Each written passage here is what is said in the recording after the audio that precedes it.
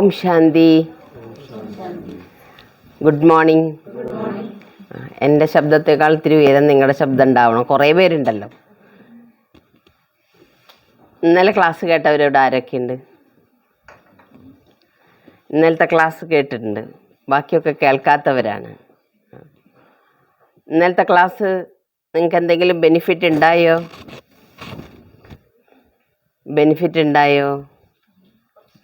കുറച്ച്. എന്താ അതിൽ നിന്ന് ഇന്നലെ നമ്മൾ പഠിച്ചവരുണ്ടല്ലോ. എന്താ പഠിച്ചെന്നലെ? ഇന്നലെ പഠിച്ച പാഠം ബെനിഫിറ്റ് ഉണ്ടായി, പക്ഷെ ഓർമ്മയില്ല. പോസിറ്റീവായിരിക്കണം എന്ന് പഠിച്ചു. പിന്നെ ഇന്ന് ഞാൻ ആദ്യം തന്നെ പറയാണ്, നമുക്ക് കൃത്യത ജീവിതത്തിൽ ഏറ്റവും കൂടുതൽ വേണ്ട കാര്യം.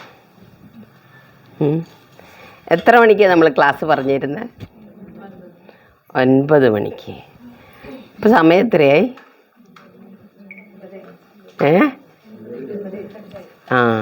സമയം കടന്നുപോയി അല്ലേ? ജീവിതത്തിൽ ഏറ്റവും വേണ്ട മൂല്യമാണ് കൃത്യത എന്നത്. ആ മൂല്യത്തെ മുറുക്കെ പിടിക്കുന്നവർക്ക് വിജയം 100% ഉറപ്പാണെന്നാണ്. അപ്പം നിങ്ങളെല്ലാവരും ഇന്നത്തെ ദിവസം കടന്നു അല്ലേ? കൃത്യതയുടെ സമയം ഇനി പറയാൻ പറ്റില്ലല്ലോ. കഴിഞ്ഞതിനെ കഴിഞ്ഞു, പാസ്റ്റ് ഈസ് പാസ്റ്റ് എന്നാണ്. ഇനിയുള്ള ദിവസങ്ങളെങ്കിലും ഇനി ക്ലാസ്സിന് വരുന്ന കാര്യം മാത്രമല്ല, നിങ്ങളുടെ ജീവിതത്തിൽ എല്ലാ സ്ഥലത്തും കൃത്യത അത്യാവശ്യമാണ്. എന്തിനും. അപ്പോൾ മക്കളെ സ്കൂളിലേക്ക് നമ്മൾ വിടുന്നുണ്ട്. നിങ്ങളെല്ലാവരും മക്കളെ സ്കൂളിൽ വിടുന്നവരല്ലേ? 9:30 ക്ലാസ് തുടങ്ങുമ്പോൾ 9:45 കയറി ചെന്നാൽ ടീച്ചർ സമ്മതിക്കുമോ? ഇല്ല. നിങ്ങൾ എന്തു ചെയ്യും? 8:45 കുട്ടീനെ വിളിച്ച് ഏൽപ്പിച്ച് തട്ടി അടിച്ച് ചീത്ത പറഞ്ഞ് തിന്നാൻ കൂട്ടാക്കിയില്ലേ വായിൽ കുത്തിത്തിരികി തീറ്റി, എന്നിട്ട് നിങ്ങൾ എന്തു ചെയ്യും? സമയത്ത് അവിടെ എത്തിക്കും. അങ്ങനെ ചെയ്യുന്ന അമ്മമാരൊക്കെ അല്ലേ നിങ്ങളൊക്കെ? അപ്പം നിങ്ങളും കൃത്യത പാലിക്കണ്ടേ? നമ്മളൊരു കാര്യം ചെയ്തെങ്കിൽ മാത്രമേ നമ്മൾ പറയുന്നത് മറ്റുള്ളവർ അനുസരിക്കുള്ളൂ. ഇല്ലെങ്കിൽ ഒരിക്കലും നമ്മൾ പറയുന്നത് ആരും അനുസരിക്കില്ല. അപ്പം അതുകൊണ്ട് ഇന്ന് പ്രതിജ്ഞ എടുക്കുക, ഇനി ഏത് കാര്യത്തിനും ഞാൻ എന്തു ചെയ്യും? കൃത്യത പാലിക്കും. അത് 9 മണിക്ക് പഞ്ചിങ് എന്ന് പറഞ്ഞാൽ 9 മണിക്ക് പഞ്ച് ചെയ്യണം. അതാണ് നമ്മുടെ റോയൽറ്റി എന്നും കൂടി പറയാം അതിന്. നമ്മളുടെ ജീവിതത്തിൻ്റെ റോയൽറ്റി കൂടിയാണത് കൃത്യത എന്നത്. പിന്നെ ഇന്നലെ നമ്മൾ പഠിച്ച കാര്യങ്ങൾ, വ്യത്യസ്തമായ കാര്യങ്ങളൊക്കെ പഠിച്ചു അല്ലേ? ഇന്ന് നമ്മൾ കുറേ പുതിയ പേരുണ്ട്, ഇന്നലത്തെ ആൾക്കാരുണ്ട്, മിക്സാണ്. അപ്പം സിസ്റ്റർ മിക്സ് ചട്നി തരാം നിങ്ങൾക്ക്. അതായത് നമ്മൾ ഓരോരുത്തരും ഇന്നലെ സങ്കല്പത്തെക്കുറിച്ച് പഠിച്ചു, തോട്ട് പവറിനെ കുറിച്ച് അല്ലേ? നമ്മൾ എങ്ങനെയാണ് നമ്മുടെ സങ്കല്പം, എന്താണ് നമ്മുടെ സങ്കല്പം, എങ്ങനെ സങ്കല്പിച്ചാലാണ് കാര്യം നടക്കുക എന്നൊക്കെ. അപ്പോൾ ഇതുപോലെ നമ്മുടെ ജീവിതത്തിൽ വേണ്ട അത്യാവശ്യമായ ഒരു കാര്യം സിസ്റ്റർ ഒരു കഥ രൂപത്തിൽ നിങ്ങൾക്ക് പറഞ്ഞു തരട്ടെ. കഥ കേൾക്കാൻ എല്ലാവരും ഇഷ്ടപ്പെടുന്നവരാണ് അല്ലേ? അപ്പോൾ കൃത്യതയ്ക്ക് വേണ്ടിയുള്ള, അതായത് നമ്മൾ എന്ത് ചെയ്യുന്നോ അതേ മറ്റുള്ളവർ ചെയ്യുള്ളൂ എന്നുള്ളതാണ്. നമ്മളെ നോക്കിയിട്ടാണ് എല്ലാവരും ഫോളോ ചെയ്യുക. അതിനുവേണ്ടി ഞാനൊരു കഥ പറയുകയാണ്. ശ്രീരാമകൃഷ്ണ പരമഹംസരുടെ കഥയാണ്.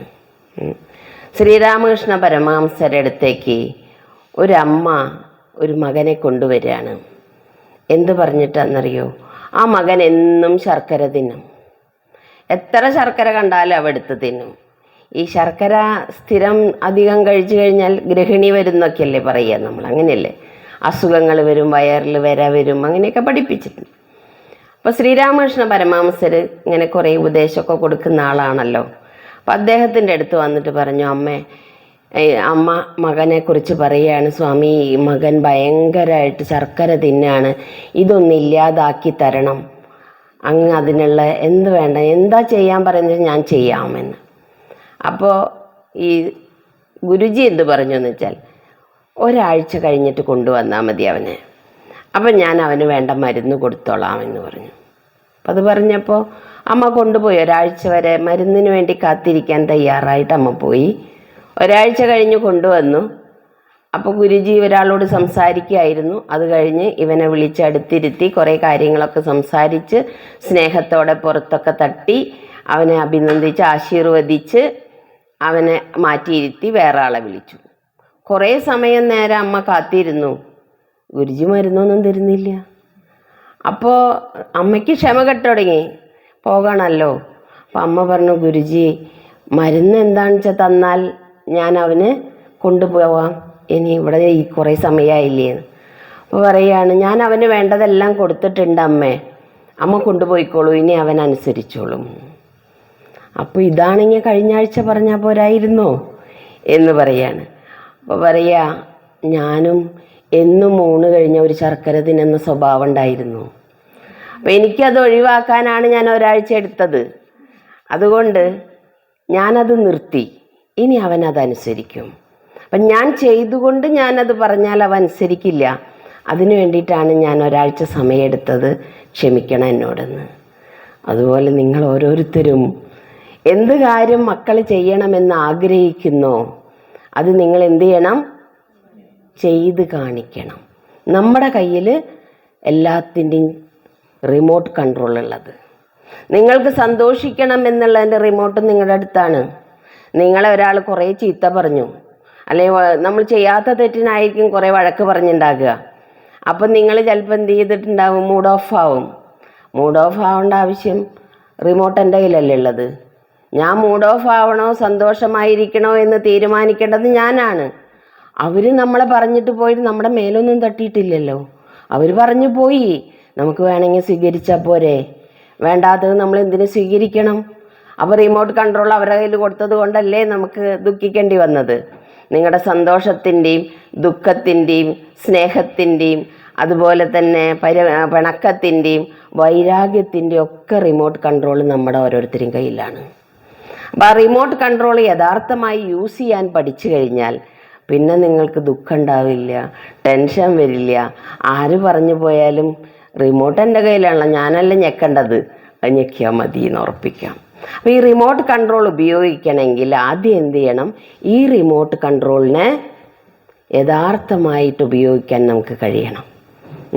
അപ്പം നമ്മുടെ കയ്യിൽ നമ്മൾ ഇവിടെ എന്താണോ ചിന്തിക്കുന്നത് എല്ലാത്തിൻ്റെ ആധാരം ഞാൻ ഇന്നലെ പറഞ്ഞു തന്നില്ലേ, നമ്മളൊക്കെ ഈ ശരീരമല്ല, ഇന്നലെ കേട്ട ക്ലാസ് കേട്ടവർക്കറിയാം, ഈ ശരീരമല്ല എന്താന്ന് പറഞ്ഞു തന്നെ ആത്മാവാണെന്ന് പറഞ്ഞു തന്നു.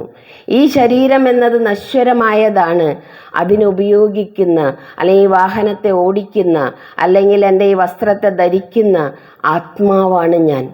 അപ്പോൾ ആത്മാവിൻ്റെ ഇരിപ്പിട സ്ഥാനത്തിൻ്റെ പേരാണ് ഭ്രൂമധ്യം അഥവാ ഭൃഗുടി എന്നൊക്കെ പറയുന്നത്. അപ്പോൾ ഇവിടെ ഇരുന്നു കൊണ്ട് ഇവിടെയാണ് ആദ്യം നമ്മുടെ സങ്കല്പം വരുന്നത്. ചിലപ്പോൾ നിങ്ങൾ ഒരാളുടെ അടുത്ത് ദേഷ്യം വന്നു, പിണങ്ങി, വഴക്കുണ്ടായി, അങ്ങോട്ടും ഇങ്ങോട്ടും വാക്ക് തർക്കങ്ങൾ കഴിഞ്ഞു. അത് കഴിഞ്ഞ് ചിലവർ ആ ഒരു വാക്ക് തർക്കം കഴിഞ്ഞു കഴിഞ്ഞാൽ മാസങ്ങളോളം മിണ്ടാതിരിക്കും. നിങ്ങളാരെങ്കിലും അങ്ങനെയൊക്കെ ഉണ്ടോ? ഇല്ല അല്ലേ? പിണങ്ങി അപ്പം തന്നെ തീരുമോ? നല്ല കുട്ടികൾ, എല്ലാവരും നല്ലവരാ. കാരണം എന്താണെന്നറിയോ? കുറേ ആളുകളെ നമ്മൾ കണ്ടിട്ടുണ്ട്. ഞാൻ അവരുടെ മുഖത്ത് നോക്കില്ല, ഞാൻ അവരോട് മിണ്ടില്ല, അവരെ വീട്ടിലേക്ക് പോകില്ല, എനിക്ക് വൈരാഗ്യം. എന്തിന്? അന്ന് തർക്കം നടന്നതിൻ്റെ ദേഷ്യം അഥവാ വൈരാഗ്യം, അങ്ങനെയല്ലേ പറയുക. അപ്പോൾ ഈ വൈരാഗ്യം ഇവിടെ കൊണ്ട് നടക്കുമ്പോൾ നമ്മുടെ ശരീരത്തിന് വരുന്ന രോഗങ്ങൾ പോലും അതിൻ്റെ പിന്നിലാണ്. നമ്മുടെ ശാരീരിക രോഗങ്ങൾ വരുന്നത് പോലും നമ്മുടെ ഈ സങ്കല്പത്തിൻ്റെ കഴിവാണ്. അപ്പം നിങ്ങൾ നോക്കിയോളൂ, നമ്മൾക്ക് 3 തരത്തിലാണ് വരിക.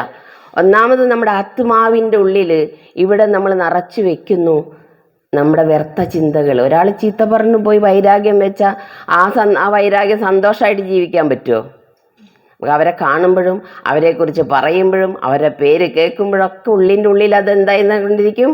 തിളച്ചു മറഞ്ഞുകൊണ്ടിരിക്കും.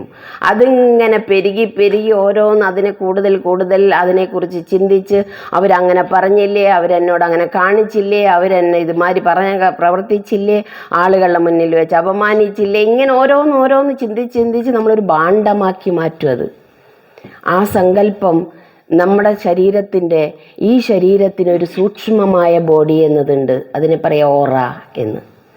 ആ ഓറയിലേക്ക് അത് ഇൻവോൾവ് ആകും. അത് കഴിഞ്ഞ് കുറച്ച് കഴിയുമ്പോൾ അത് ലയിച്ച് പിന്നെ നമ്മുടെ ഈ സ്ഥൂലമായ ഈ ശരീരത്തിലേക്ക് അതിൻ്റെ പ്രവർത്തനം വരാൻ തുടങ്ങും.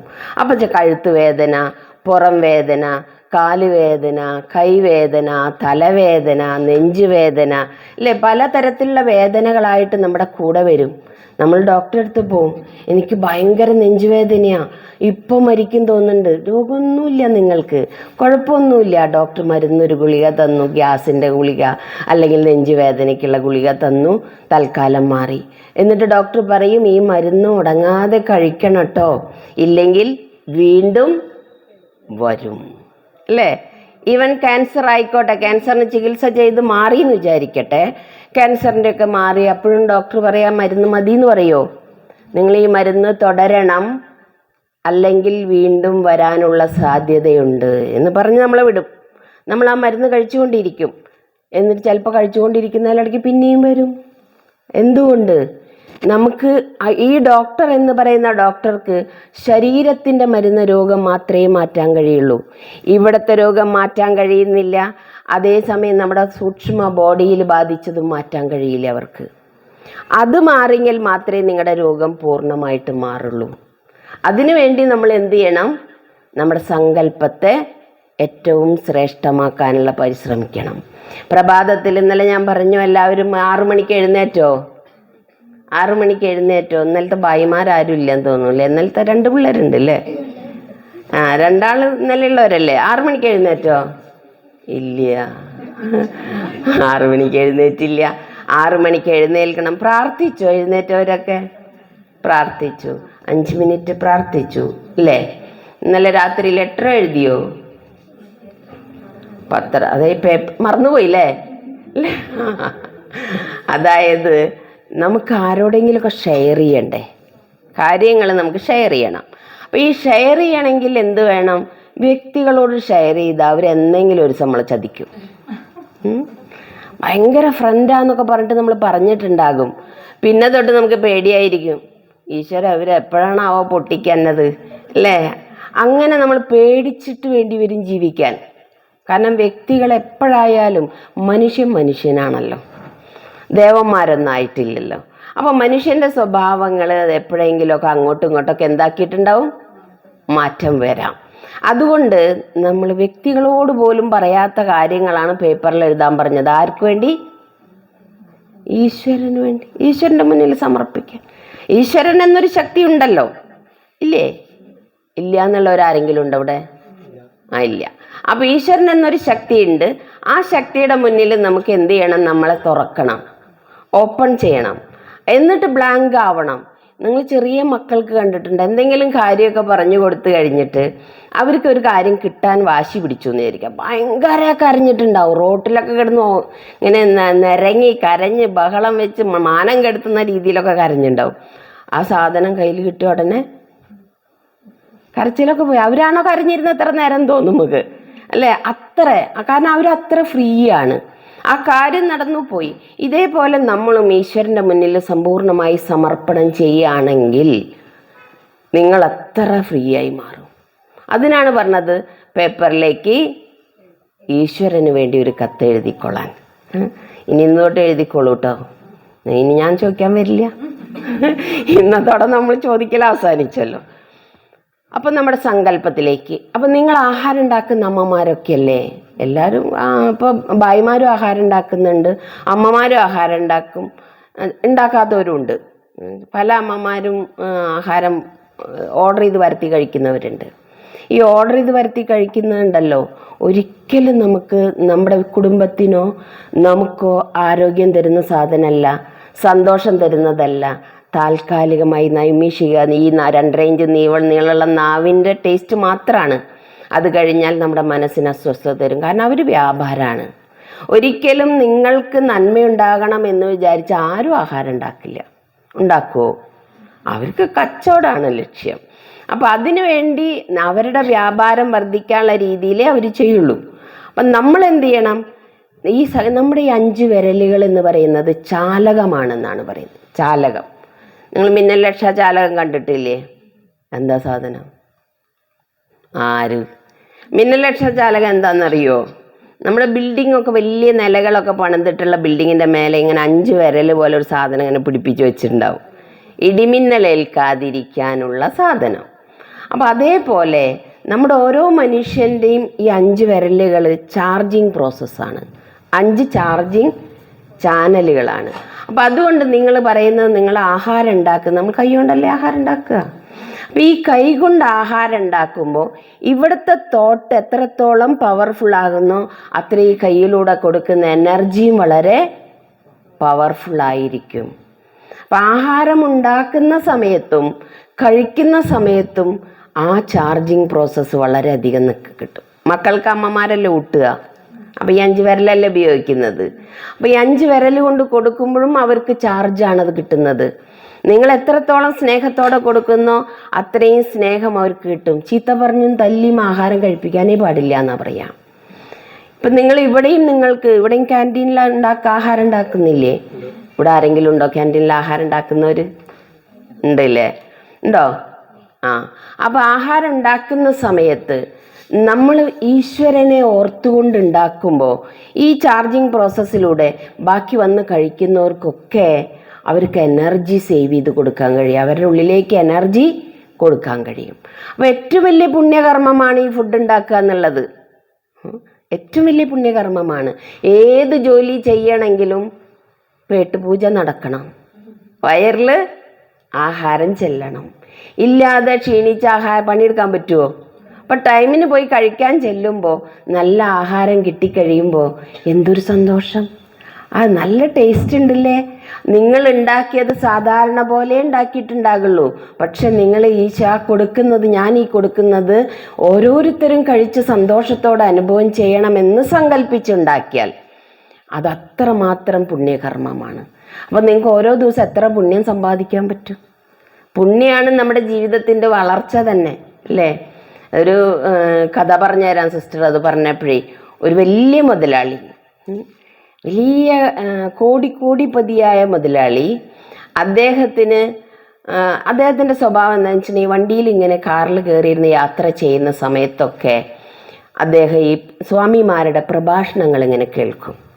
അപ്പോൾ ഒരു ദിവസം കയറിയിരുന്ന് കാർ ഓൺ ചെയ്ത് പോകാൻ സ്റ്റാർട്ട് ചെയ്ത് പോകുമ്പോൾ ഒരു സ്വാമിയുടെ പ്രഭാഷണം കേട്ടുകൊണ്ടിരിക്കുകയാണ്.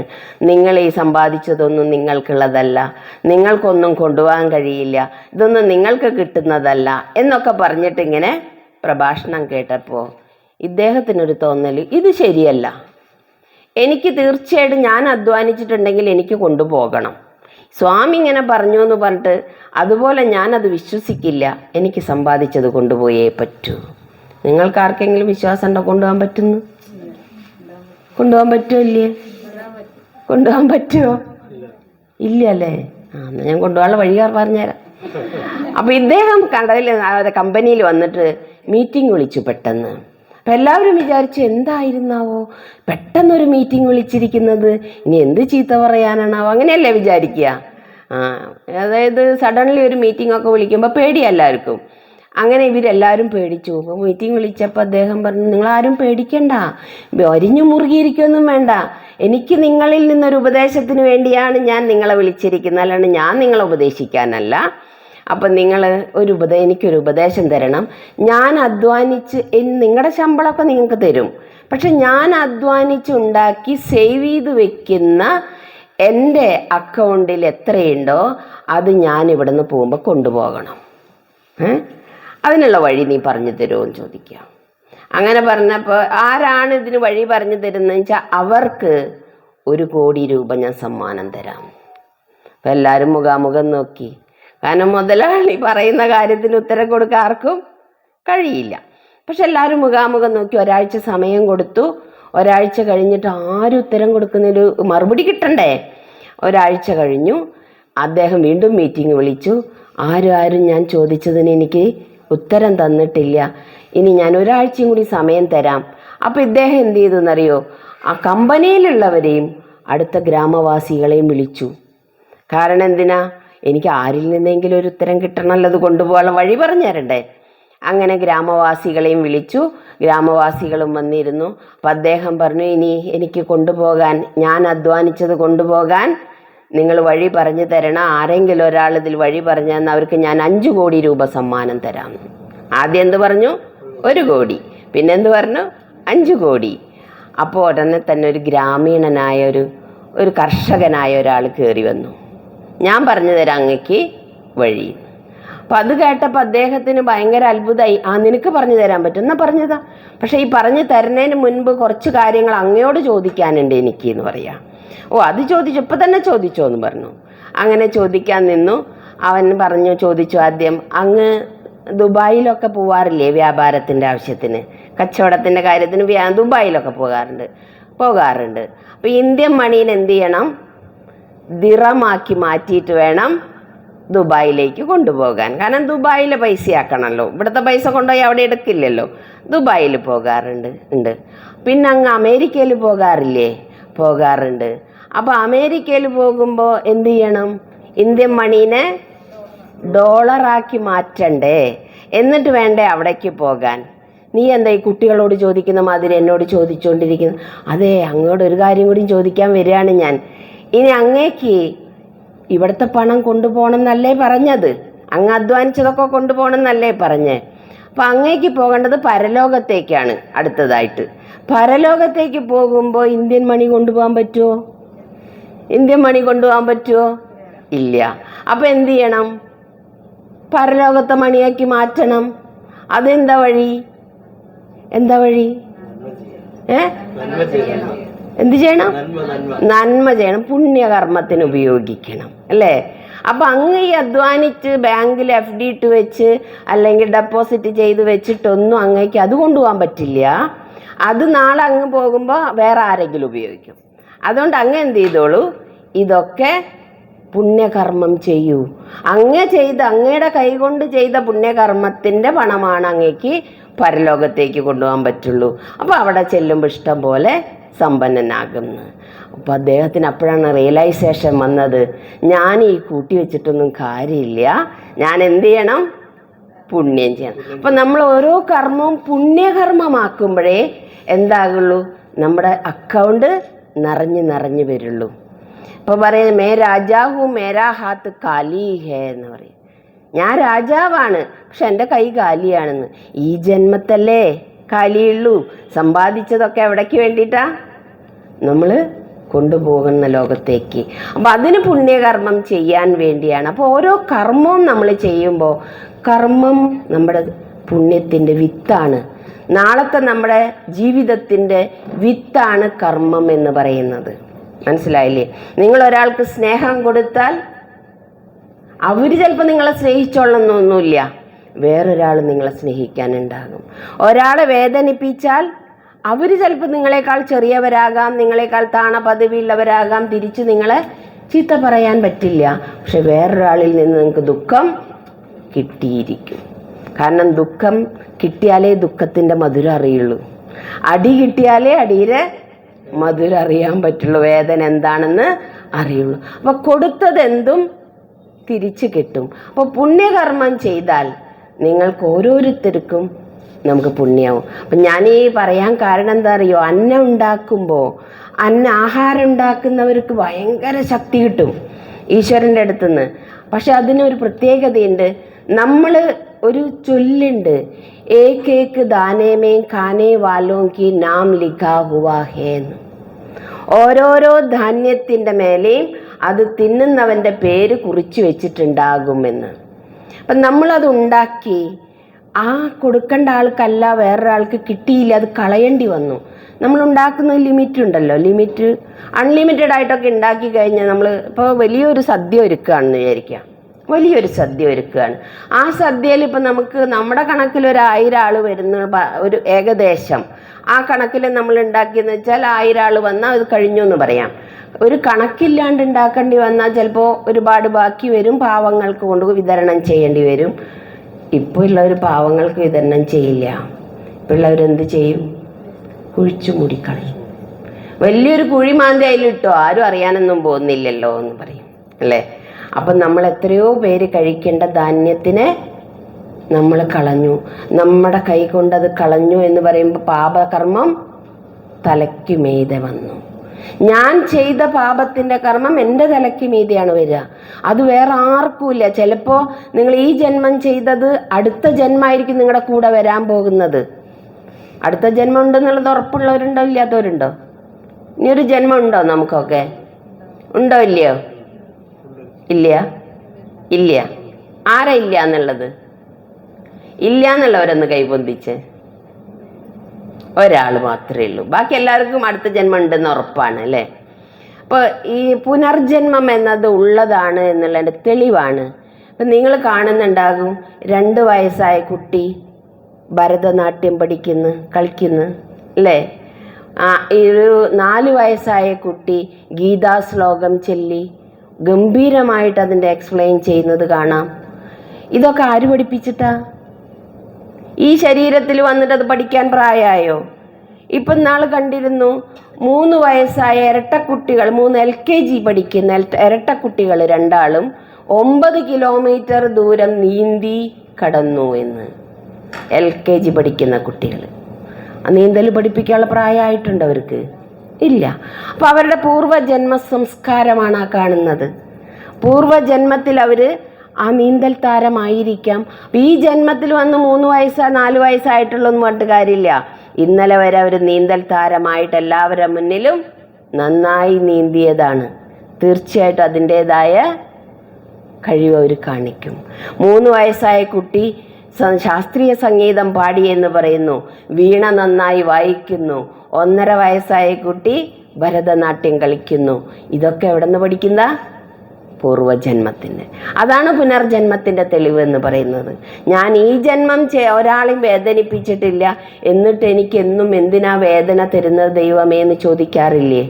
ഈ ജന്മം ചെയ്യാത്തതാണെങ്കിൽ മുജ്ജന്മം ചെയ്തു എന്നുള്ളതിൻ്റെ തെളിവല്ലേ അത് നമ്മൾ പറഞ്ഞത്? നമ്മൾ തന്നെ നമ്മുടെ വായ കൊണ്ട് അറിയാണ്ട് പോലും പറഞ്ഞു പോകുന്ന കാര്യങ്ങളാണ് ഇതൊക്കെ. അപ്പം നമ്മുടെ പൂർവ്വജന്മത്തിൻ്റെ കണക്ക് ഈ ജന്മമായിരിക്കും നമ്മുടെ കൂടെ വരിക. കാരണം ഈ ഉടുപ്പ് മാറിയിട്ട് വേറൊരു ഉടുപ്പിലേക്ക് കയറിയപ്പോഴായിരിക്കും അതിൻ്റെ റിസൾട്ട് എത്തുന്ന സമയമായത്. ഒരു ബോൾ ആ ചുമരിലെറിഞ്ഞാൽ അതിൻ്റെ എത്ര സ്പീഡിൽ എറിഞ്ഞോ അതേ സ്പീഡിൽ നിങ്ങളുടെ അടുത്തേക്ക് അത് തിരിച്ചു വരും. പറയില്ല, every action and opposite equal reaction എന്നാണ്. നിങ്ങൾ എന്ത് കാര്യം ചെയ്യുന്നോ അതിൻ്റെ ഒരു പ്രതിഫലനം ഉണ്ടായിരിക്കും. അതുകൊണ്ട് നമ്മൾ ചെയ്യുന്ന കർമ്മം കൃത്യതയോടെയും 100% സത്യസന്ധമായും എല്ലാവർക്കും അത് ഉപയോഗിക്കാൻ പറ്റുന്ന രീതിയിലും വേണം നമ്മൾ ചെയ്യാനായിട്ട്. അതാണ് നമ്മുടെ കർമ്മത്തിൻ്റെ ശ്രേഷ്ഠമായ കർമ്മം എന്ന് പറയുന്നത്. നമ്മൾ ചെയ്ത കർമ്മം മറ്റുള്ളവർക്ക് വേദന കൊടുക്കുന്നതാണെങ്കിൽ അതിനെ പുണ്യകർമ്മം എന്ന് പറയാൻ പറ്റുമോ? അതെന്ത് കർമ്മമായി മാറും? പാപകർമ്മമായി മാറും. അപ്പം പാപകർമ്മം ചെയ്യാതിരിക്കണമെങ്കിൽ, പുണ്യകർമ്മം ചെയ്യണമെങ്കിൽ ഇങ്ങനെ നിങ്ങൾ മെഡിറ്റേഷൻ പഠിച്ചിരിക്കണം. ദിവസവും 10 മിനിറ്റ് ഈശ്വരനെ പ്രാർത്ഥിക്കണം. രാവിലെ നേരത്തെ എഴുന്നേൽക്കണം. വൈകുന്നേരം ഉറങ്ങുന്നേറ്റ് മുൻപ് ഈശ്വരൻ്റെ മുന്നിൽ തെറ്റുകളുണ്ടെങ്കിൽ തെറ്റുകൾ ഏറ്റുപറഞ്ഞ്, അല്ലെങ്കിൽ സന്തോഷമാണോ സന്താപമാണോ എല്ലാം കേൾക്കാൻ തയ്യാറുള്ള ഒരേ ഒരാളേ ഉള്ളൂ, ഈശ്വരൻ. അപ്പോൾ ഭർത്താവിനോട് പറയാൻ പോയാൽ നീ മിണ്ടാതെ കിടന്ന് ഉറങ്ങാൻ നോക്ക് അല്ലേ? മനുഷ്യൻ ക്ഷീണിച്ചു വന്ന് നിൻ്റെ ഒരു കഥ പറയാൻ വന്നിരിക്കുക പറയില്ലേ? അപ്പോൾ അവിടെയും കൊട്ടാൻ പറ്റില്ല. കൂട്ടുകാരുടെ അടുത്ത് പറഞ്ഞാൽ നമ്മൾ പറയാൻ തുടങ്ങിയിട്ട് മുന്നേ അവർ ഇന്ന് ലിസണേഴ്സ് കുറവാണ്, എല്ലാവരും ടോക്കറ്റീവാണ്, എല്ലാവർക്കും പറയാൻ ഇൻട്രസ്റ്റ് കൂടുതലാണ്. അപ്പോൾ അതുകൊണ്ട് അവർക്ക് നമ്മുടെ കഥ കേൾക്കാൻ ഇഷ്ടമില്ല, അവരുടെ കഥ ഇങ്ങോട്ട് പറയാനാണ് താല്പര്യം. അപ്പോൾ അതും രക്ഷയില്ല. പക്ഷെ നിങ്ങൾ എന്ത് പറഞ്ഞാലും 100% കേട്ട് നിങ്ങളുടെ സങ്കടത്തിനോ വിഷമത്തിനോ പരിഹാരം തരാനും അതിനുള്ള ഉത്തരം തരാനും കഴിവുള്ള ഒരേ ഒരു ശക്തി സർവേശ്വരൻ മാത്രമാണ്. ആ സർവേശ്വരനെ നമ്മുടെ ഇതിൽ പറയുന്നത് ശിവൻ എന്നാണ്. ശിവൻ എന്ന് പറയുമ്പോൾ നിങ്ങളൊക്കെ ഇപ്പോൾ വിചാരിക്കുന്നുണ്ടാവും താപസനായിട്ട് പാമ്പിനെ കഴുത്തിലിട്ട് ജടാധാരിയായിരിക്കുന്ന ഒരു വ്യക്തി അല്ലേ? അങ്ങനെയല്ലേ ഇപ്പോൾ വിചാരിച്ചിട്ടുണ്ടാകുക? അതൊരു വ്യക്തിയാണ്. ഈശ്വരൻ ഒരിക്കലും വ്യക്തിയല്ല. ഈശ്വരനെ നമ്മൾ അദ്ദേഹം എന്ന് പറയാറുണ്ടോ? ഇല്ല. ഈശ്വരനെ പറയുമ്പോൾ എപ്പോഴും എന്താ പറയുക? അങ്ങ്, അവിടുന്ന്, അങ്ങനെയൊക്കെയല്ലേ പറയുക. അപ്പോൾ ഈശ്വരന് ശരീരമില്ലാത്ത നിരാകാരിയായ ജ്യോതിസ്വരൂപനായ പരംപിത ശിവപരമാത്മാവാണ് ഈശ്വരൻ. പരംപിത ശിവപരമാത്മ. പരമപിതാവാണ്, ലോകത്തെല്ലാ പിതാക്കന്മാർക്കും പിതാവായ. അതാണ് പറയുന്നത്, ഭാഷകൾ വേറെ വേറെ എന്നല്ലേ ഉള്ളൂ. അല്ലാഹു എന്ന് പറഞ്ഞാലും അല്ലാഹയ്ക്ക് നൂറ് ഹേ എന്നാണ് പറയുക. ഈശ്വരനൊരു പ്രകാശമാണ്. ക്രിസ്ത്യൻ വിഭാഗത്തിലുള്ളവർ പറയുന്നു യേശു ക്രിസ്തു പറഞ്ഞത് എന്താണ്? God is light, God is love എന്നൊക്കെയല്ലേ പറയുന്നത്. ഈശ്വരൻ പ്രകാശമാണ്, ഈശ്വരൻ സ്നേഹമാണ് എന്ന് പറയുന്നു. അപ്പോൾ എല്ലാവരും പറയുന്നു ജ്യോതിയാണ് ഈശ്വരൻ, പ്രകാശബിന്ദുവാണ് ഈശ്വരൻ. ആ പ്രകാശബിന്ദുവായ ഈശ്വരനെ ശിവൻ എന്ന പേരിൽ അറിയപ്പെടുന്നു. ശിവൻ എന്ന് വെച്ചാൽ മംഗളകാരി, സദാശിവൻ, എന്നും മംഗളം ചെയ്യുന്നവൻ എന്നാണ്. ആ മംഗളകാരിയായ ഈശ്വരനെ ദിവസം നിങ്ങൾ 10 മിനിറ്റ് നേരം പ്രാർത്ഥിക്കാൻ ചെലവഴിച്ചാൽ അന്ന് നിങ്ങളുടെ ദിവസം മുഴുവൻ ധന്യമാണ്. ഏറ്റവും ശ്രേഷ്ഠമായി നമ്മുടെ ജീവിതം കടന്നു പോകാൻ പറ്റുന്നത് ഈശ്വരനെ പ്രാർത്ഥിച്ചാൽ മാത്രമാണ്. പ്രാർത്ഥിക്കുക എന്ന് വെച്ചാൽ യാചിച്ചുകൊണ്ടിരിക്കാനല്ല. നമ്മൾ ഇത്ര കാലം യാചിച്ചു കൊണ്ടിരിക്കുകയായിരുന്നു.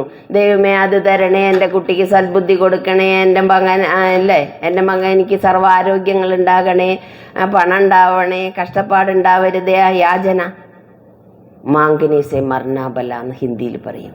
യാചിക്കുന്നതിന് നല്ലത് മരിക്കാം. അതായത് യാചിക്കുക മീൻസ് നമുക്കിത് കിട്ടില്ല എന്ന് വിചാരിക്കുമ്പോഴല്ലേ യാചിക്കുന്നത്. അപ്പം എല്ലാം തരാൻ തയ്യാറുള്ള സർവേശ്വരൻ്റെ അടുത്ത് യാചിക്കണ്ട. നിങ്ങൾ കത്തെഴുതി പ്രാർത്ഥിക്കാൻ മീൻസ് ഞാൻ ഇന്നലെ പറഞ്ഞില്ലേ, ഞാൻ ആത്മാവാണെന്ന് കാണുക, ഒരു നക്ഷത്രമായിട്ട് കാണുക. നക്ഷത്രത്തിലേക്ക് പരമാത്മാവിൻ്റെ സൂര്യന് സമാനമുള്ള എന്നാൽ ഏറ്റവും ശീതളത നിറഞ്ഞ, ഏറ്റവും ശാന്തി നിറഞ്ഞ ആ പരമാത്മാവിൽ നിന്ന് സർവ്വശക്തികളും നമ്മുടെ ഉള്ളിലേക്ക് നിറച്ച് ഒരു ദിവസത്തെ എനർജി മുഴുവൻ സ്വീകരിച്ചുകൊണ്ട് പിന്നെ നിങ്ങൾ നിങ്ങളുടെ വർക്കിന് ഇറങ്ങി നോക്കൂ. നിങ്ങൾക്ക് കൃത്യതയുണ്ടാകും. വിചാരിച്ച കാര്യങ്ങൾ നമ്മൾ ചെറിയ കാര്യം ചെയ്യാൻ പുറപ്പെട്ട് വലുത് ചെയ്ത് തീർക്കാൻ നമുക്ക് കഴിയും. കുറഞ്ഞ സമയം കൊണ്ട് കൂടുതൽ നേട്ടം ഉണ്ടാക്കാൻ കഴിയും. അങ്ങനെ നമ്മുടെ കർമ്മം ശ്രേഷ്ഠ കർമ്മമാക്കി മാറ്റാൻ സാധിക്കും. കർമ്മമാണ് വിത്ത് എന്നുള്ളത് എപ്പോഴും ഓർക്കുക. ഞാൻ ചെയ്യുന്ന എൻ്റെ കർമ്മം എൻ്റെ നാളത്തെ ഭാവിയാണ്. എൻ്റെ കയ്യിലാണ് ആ റിമോട്ടുള്ളത്. അപ്പോൾ ആ റിമോട്ടിനെ യഥാർത്ഥ രീതിയിൽ ഉപയോഗിക്കാൻ നിങ്ങൾ ദിവസവും ഈ 2 മിനിറ്റ് നേരത്തെ ധ്യാനം പ്രാക്ടീസ് ചെയ്തുകൊണ്ടിരിക്കും. പ്രാർത്ഥന വേണം, ധ്യാനം വേണം. അതുപോലെ ഈശ്വരന് വേണ്ടിയൊരു കത്തെഴുതണം. ആരെയും കാണിക്കൊന്നും വേണ്ട. ഞാൻ എഴുതിയത് നോക്ക്, വായിച്ച് നോക്ക്, ഇങ്ങനെയൊക്കെ ഞാൻ എഴുതിയിട്ടുണ്ട്. അങ്ങനെ പറഞ്ഞു കഴിഞ്ഞാൽ പിന്നെ അവരോട് പറയുന്നതിന് തുല്യമില്ലേ? അത് വേണ്ട. നമ്മൾ എന്ത് ചെയ്യുക? ഈശ്വരന് കത്തെഴുതുക. പിറ്റേ ദിവസം അത് കത്തിച്ച് കളഞ്ഞോളൂ. ആരും അറിയണ്ട. നിങ്ങൾ എന്തെഴുതിയത് നിങ്ങൾ മാത്രം, നിങ്ങളും നിങ്ങളുടെ സർവീശ്വരനും മാത്രം. മീഡിയേറ്ററേ ആവശ്യമില്ല അതിൽ.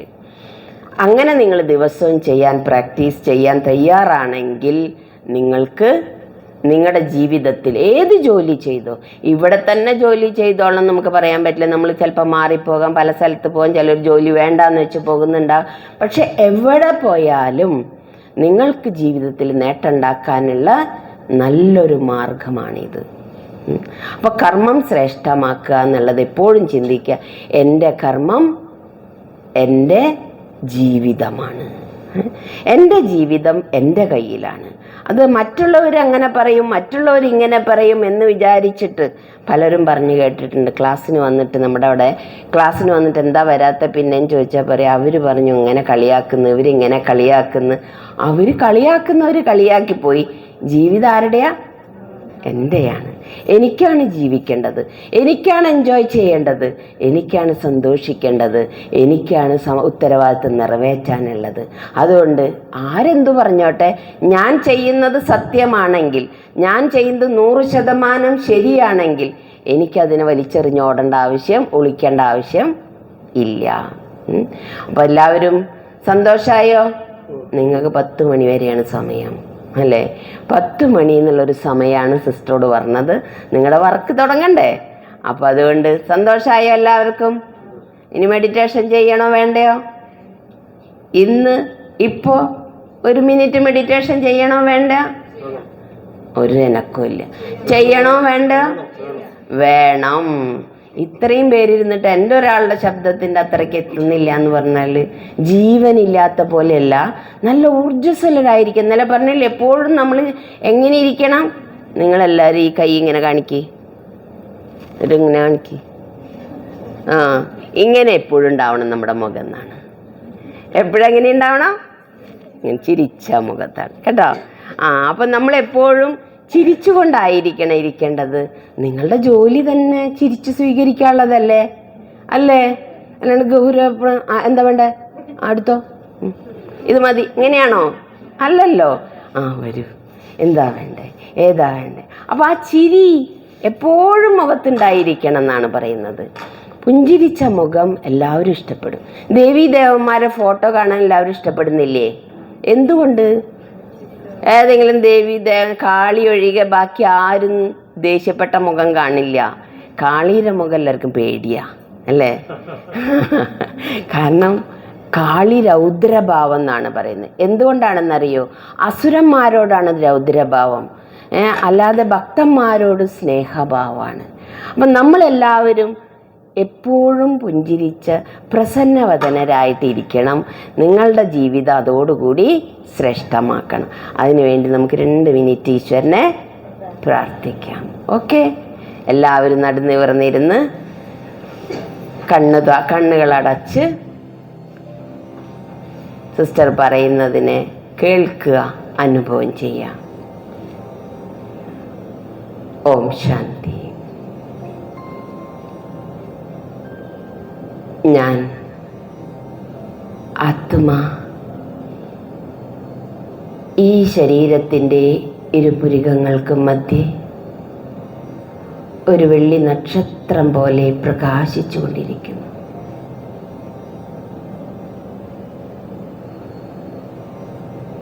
എൻ്റെ ശിരസിനു മുകളിൽ പരമാത്മാവിൻ്റെ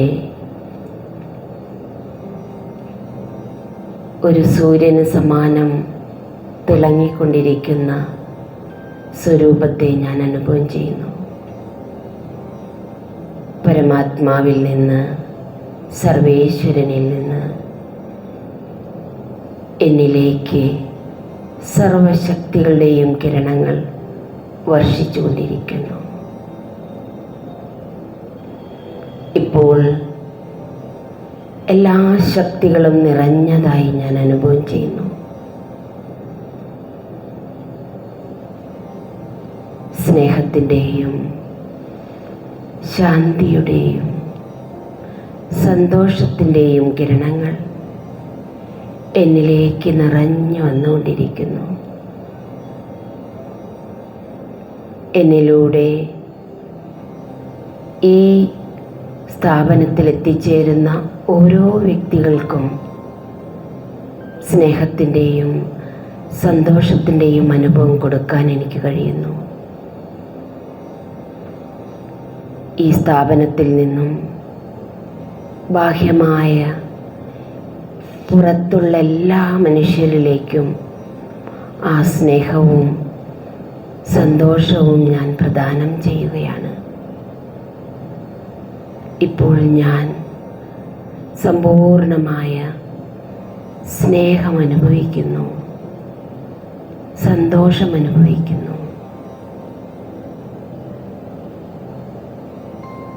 സ്നേഹം കൊണ്ട് നിറഞ്ഞ, സന്തോഷം കൊണ്ട് നിറഞ്ഞ ആത്മാവായി ഞാൻ മാറിയിരിക്കുന്നു. ഓം ശാന്തി, ശാന്തി, ശാന്തി. കണ്ണു തുറന്നോളൂ. അതെല്ലാവരും ഇപ്പോഴാ കമൻട്രിയിലാണോ? തിരിച്ചു വന്നില്ലേ? ഓക്കെ. അപ്പോൾ ഇനി നമ്മൾ അടുത്ത പ്രാവശ്യം കാണുമ്പോൾ എല്ലാവരും ഇത് പ്രാക്ടീസ് വരും. സിസ്റ്റർ വരാതിരിക്കില്ല, വരും. ഇടയ്ക്കിടയ്ക്ക് നിങ്ങൾക്ക് ഒരു മോട്ടിവേഷൻ തന്ന്, നമുക്ക് അറിയാലോ എന്നും കുളിച്ചാലും സ്പെഷ്യലായിട്ട് എണ്ണ തേച്ച് കുളിക്കാറുണ്ടല്ലോ ഇടയ്ക്ക്. അതുപോലെ നമുക്ക് എന്ത് ചെയ്യുക, ഇടയ്ക്കിടയ്ക്കൊന്ന് എണ്ണയൊക്കെ തേച്ച് മിനുക്കണ പോലെ നമ്മളുടെയൊക്കെ ഒന്ന് മിനുക്കാൻ വേണ്ടി ഇടയ്ക്കിടയ്ക്ക് വരാമെന്ന് ആഗ്രഹിക്കുന്നുണ്ട്. വരും ചെയ്യും. നിങ്ങൾക്ക് ക്ലാസ് എടുക്കാൻ നിങ്ങളൊക്കെ യൂട്യൂബ് കാണുന്നവരല്ലേ? യൂട്യൂബിലൊരു BK ഷീബ സിസ്റ്റർ കണ്ടിട്ടുണ്ടോയെന്നറിയില്ല. BK ഷീബ സിസ്റ്റർ ക്ലാസ് ഉണ്ട്. ആ ഷീബ സിസ്റ്ററെ ഞാൻ നേരിട്ട് ഇങ്ങോട്ട് കൊണ്ടുവരുന്നുണ്ട്. ക്ലാസ് എടുക്കാനായിട്ട് നിങ്ങൾക്ക് വേണ്ടി ഒരു ദിവസം ക്ലാസ് എടുക്കാൻ കൊണ്ടുവരുന്നുണ്ട്. അപ്പം എന്തായാലും ക്ലാസ് വീണ്ടും ഇടയ്ക്കിടയ്ക്ക് വേണ്ടേ? ഇത് വേണോ വേണ്ടയോ? ഉറക്കെ പറഞ്ഞ് വേണം. അപ്പം അതുകൊണ്ട് അതിന് വീണ്ടും കാണാം. നമുക്ക് ഇന്ന് കിട്ടിയ ഊർജം വെച്ചുകൊണ്ട് എല്ലാവരും എന്ത് ചെയ്യണം? എപ്പോഴും എങ്ങനെ ഇരിക്കണം മുഖം? ഇങ്ങനെ അല്ലേ? എപ്പോഴും അങ്ങനെ പ്രസന്നവദനരായിട്ട് ഇരിക്കണം. ഓക്കെ. ഓം ശാന്തി.